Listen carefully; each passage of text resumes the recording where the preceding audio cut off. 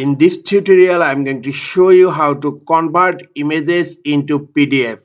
I'm going to convert images into PDF using Google Docs. Go to your Google Chrome browser and browse google.com,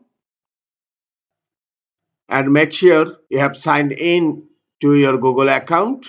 Click on Google Apps on upper right corner, click on Docs, then click on blank document, go to Insert tab, and then go to Image, click on Upload from Computer, select the image and click on Open. The image has been opened. Assign a file name.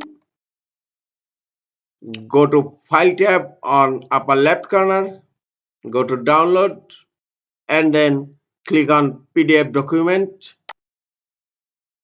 Download finished. Click on Show in Folder. Right click on the PDF document and click on Open. And the image is converted into PDF successfully. That's it.